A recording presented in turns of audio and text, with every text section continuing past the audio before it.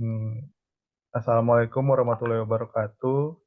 Waalaikumsalam warahmatullahi Terima kasih kepada Bu Feti untuk menilai tugas kami dari kelompok 4, yakni Evaluation of Leadership in Practice.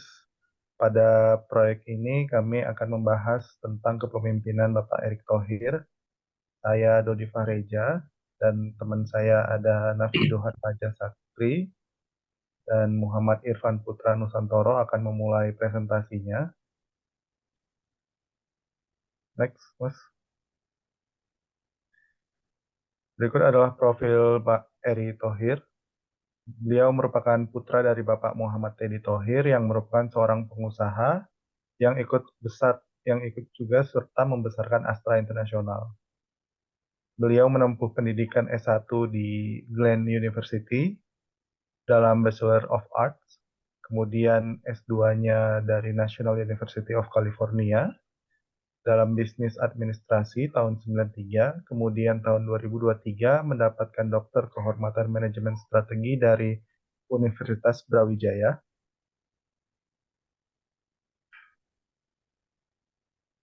Pada karir, Pak Erick Thohir merupakan salah satu pendiri dari PT Mahaka Media, dan PT Mahaka Group ini meluaskan cakupan operasionalnya dengan menghadirkan JAK TV, radio 98,7 Gen FM, 101 JAK FM.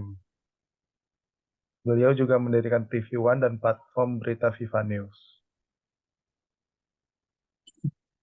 Next. Oke, izin melanjutkan Pak Dodi dan Mas Nafido. Ya, Selanjutnya, Pak Erick Thohir juga berkiprah di bidang olahraga. Yang pertama itu, Pak Erick Thohir adalah orang Asia pertama yang pernah memiliki tim bola basket NBA ketika membeli saham Philadelphia 76ers pada tahun 2012. Lalu juga menjadi pemilik saham mayoritas sebuah klub Major League Soccer DC United. Dan pada tanggal 15 Oktober 2013, melalui International Sport Capital yang dipimpin oleh Bapak Erick Thohir, secara resmi menjadi pemegang saham mayoritas dengan memiliki saham Inter Milan sebanyak 70%. Lalu, pada tanggal 15 November 2013, Pak Erick dipercaya sebagai Presiden Klub Inter Milan, menggantikan Moratti, dan pada 2018 jabatan Presiden Klub diserahkan kepada Steven Zhang. Dan selanjutnya dari 2006 sampai 2011 menjabat menjadi Ketua Umum Persatuan Bola Basket Seluruh Indonesia atau Perbasi. 2006 sampai 2019 menjadi Presiden Asosiasi Bola Basket Asia Tenggara, SIABA. Dan tahun 2012 ia dipercaya sebagai Komandan Kontingen Indonesia untuk Olimpiade di London. Dan tahun 2018 ia kembali dipercaya untuk menjadi Ketua Panitia Penyelenggara Asia Games 2018 di Jakarta, Palembang. Oke. Selanjutnya di industri lain, Pak Erick Thohir juga tercatat memiliki dan adalah seorang pendiri Yayasan Dharma Bakti Mahaka yang menghimpun dana untuk kegiatan-kegiatan sosial. Selain itu, Pak Erick Thohir juga penulis buku yang berjudul Pers Indonesia di Mata Saya, yang diluncurkan pada tahun 2011 oleh penerbit Republika. Lalu dalam bisnis yayasan, Erick Thohir juga menjalankan bisnis pada Adero Energy yang merupakan salah satu perusahaan di sektor batu bara terbesar di Indonesia sebelum didapuk menjadi Menteri BUMN oleh Presiden Joko Widodo. Oke. Izin melanjutkan, Mas Irfan dan Pak Dodi. Untuk Erick Thohir, industri lain, eh, Pak Erick Thohir ini memiliki bisnis di bidang restoran, yakni Abu Bastik, yang mana Abu Bastik adalah sebuah restoran steak yang ada di Indonesia. Erick Thohir melalui Mahaka Group mengakuisisi Abu Bastik dan bisnis ini berkembang pesat di bawah manajemennya. Erick Thohir, yang tadi juga sudah disebutkan oleh Mas Irfan, juga dikenal atas perannya sebagai Presiden Inter Milan, yang merupakan salah satu klub sepak bola besar di Italia. Pun begitu juga dengan DC United di LMS, yakni di Amerika Serikat. Kemudian ada beberapa penghargaan yang menunjukkan kontribusi signifikan Erick Thohir di berbagai sektor, mulai dari bisnis, olahraga, hingga kegiatan-kegiatan sosial. Next. Nah, berikut adalah beberapa penghargaan atas leadership dari seorang Erick Thohir. Yang pertama adalah bintang jasa utama yang diberikan pada tahun 2020 oleh Presiden Republik Indonesia Joko Widodo atas jasanya dalam dunia olahraga khususnya sepak bola. Yang kedua ada ASEAN Entrepreneur of the Year tahun 2017. Yang ketiga Global Leadership Award tahun 2014. Yang keempat ada Most Inspiring Person yang diberikan oleh majalah Forbes Indonesia untuk peran dan pengaruhnya dalam dunia bisnis dan olahraga. Dan kemudian ada Honorary Doctorate yang diberikan oleh sejumlah universitas ternama di Indonesia maupun luar negeri atas kontribusinya dalam bidang bisnis dan kepemimpinan. Lanjut. Oke, silakan.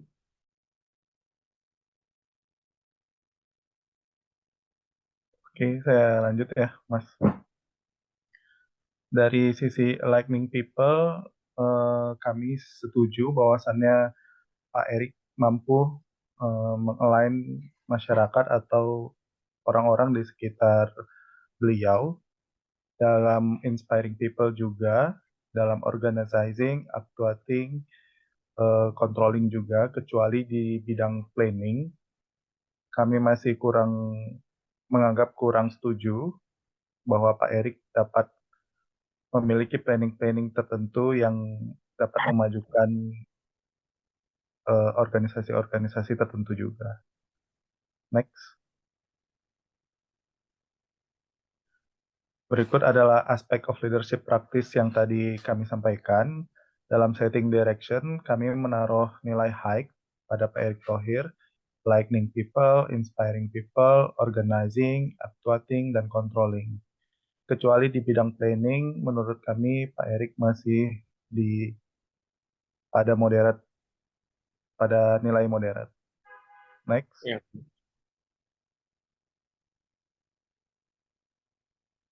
Berikut adalah link-link yang kami pakai.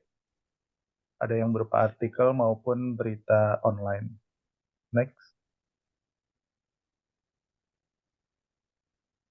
Berikut adalah matrik leadership-nya. Secara manajemen dan leadership, kami bertiga setuju bahwasannya Pak Erick Thohir memiliki nilai yang high. Izin menambahkan, Pak Dodi. Ya, Mas.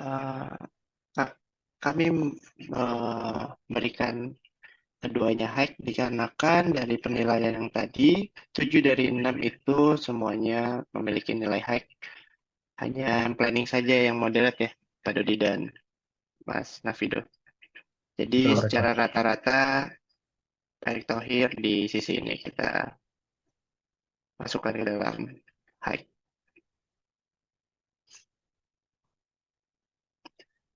Selanjutnya, izin melanjutkan Mas Nafido dan Pak Dodi. Monggo silakan, Mas. Di dalam artikel ini, Pak Erick Thohir sudah secara jelas memiliki focusing on the need of company, di mana dalam artikel dari Info Publik, Pak Erick Thohir disebutkan membenahi kementerian dan mempunyai 5 langkah strategis yang menjadi prioritasnya. Yang pertama itu menyangkut nilai ekonomi dan sosial untuk Indonesia. Yang kedua adalah inovasi model bisnis dilakukan dengan restrukturisasi model bisnis melalui pengembangan ekosistem kerjasama, pertimbangan kebutuhan konsumen, dan fokus pada care bisnis. Yang ketiga itu melalui kepemimpinan teknologi. Yang keempat adalah peningkatan investasi, dan kelima pengembangan SDM. Selanjutnya, Pak Erick Thohir dalam bukunya berjudul Akhlak untuk Negeri, dari kami sudah mencukupi untuk nilai influence people through a vision, karena di dalam buku tersebut Pak Erick Thohir mencurahkan sebuah visinya untuk BUMN secara keseluruhan yang dinamakan dengan akhlak. Seperti itu. Mungkin bisa ditambahkan oleh Mas Nafido atau Pak Dodi secara garis besarnya. Melanjutkan Mas Irfan. Untuk selanjutnya adalah inspiring people through ideas. Jadi Pak Erick Thohir ini menginspirasi publik atau masyarakat sekitar melalui ide-ide yang diberikannya. Seperti contoh pada artikel ini, yang pertama adalah Develop Banjar Creative Space Program. Jadi Erick Thohir itu ingin mengangkat perekonomian dari Pulau Bali dengan cara mendevelop Banjar Creative Space Program. Kemudian ada juga apa namanya dapat dilihat dari artikel ini, Erick Thohir memiliki ide besar yang dapat direalisasikan, yakni hunian milenial yang terintegrasi dengan transportasi KRL di Kota Depok. Melalui hal itu, Erick Thohir merupakan menteri andalan dan kepercayaan oleh Presiden kita saat ini, Joko Widodo. Next. Oke. Building the trust of people. Pak Erick Thohir ini membangun kepercayaan publik dengan cara apa? Salah satunya adalah dengan cara ketika masa pandemi COVID-19 kemarin, Pak Erick Thohir ini melalui Bio Farma, yang mana merupakan perusahaan BUMN, mengadakan pengadaan vaksin untuk masyarakat. Melalui hal itu, masyarakat percaya dengan kapasitas yang dimiliki oleh Pak Erick Thohir. Begitu. Mungkin bisa dilanjutkan oleh Pak Dudi.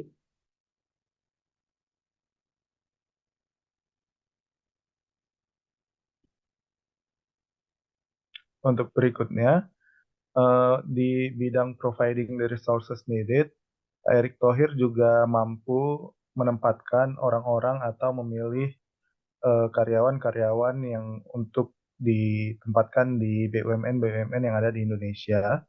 Itu dapat dibuktikan dengan program Pak Erick Thohir menggunakan website dalam perekrutannya.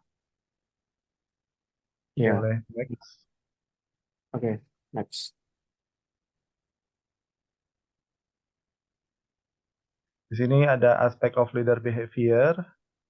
Di sini focusing on the need of company, kami menaruh nilai high pada Pak Erick Thohir.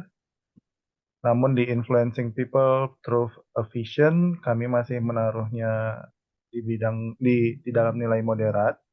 Kemudian inspiring people through ideas, kita sepakat untuk memberi nilai high. Pada point building the trust of people, kami menaruhnya moderat. Ini sama dengan treating people as partners. Kemudian ada reframing the mindset of people dan providing the resources needed. Kami setuju Pak Erick berada di nilai high. Oke, Next. Berikut adalah link-link yang kami gunakan. Ada berita online dan beberapa dari artikel juga. Next. Mungkin Mas Navido bisa oke. lanjutkan. Melanjutkan menambahkan sedikit, Pak Dodi. Berikut adalah matriks transaksional dan juga transformasional dari Pak Erick Thohir. Kami bertiga sepakat untuk matriks kepemimpinan transformasional, Pak Erick Thohir berada di level high. Namun, untuk level kepemimpinan transaksional, kita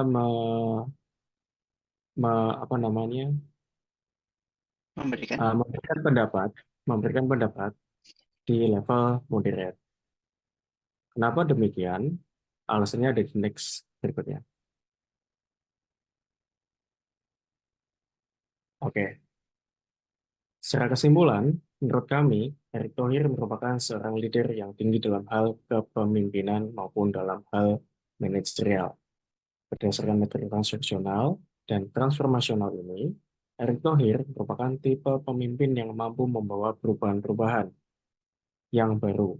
Maka dari itu kami menaruh level high untuk transformasionalnya. Namun, menurut kami, secara transaksional, Erick Thohir dirasa kurang tegas dalam beberapa aspek tertentu. Seperti misalnya yang paling-paling baru ini adalah proses perekrutan pada program rekrutmen bersama BUMN yang menurut kami itu masih kurang transparan untuk beberapa peserta.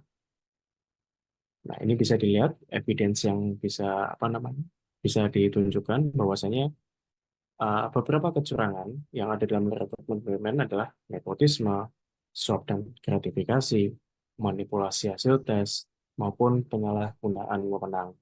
Melalui hal ini, melalui evidence tersebut, kami merasa untuk transaksional leadership untuk Pak Erick Thohir masih dalam level yang moderate, kurang lebih seperti itu.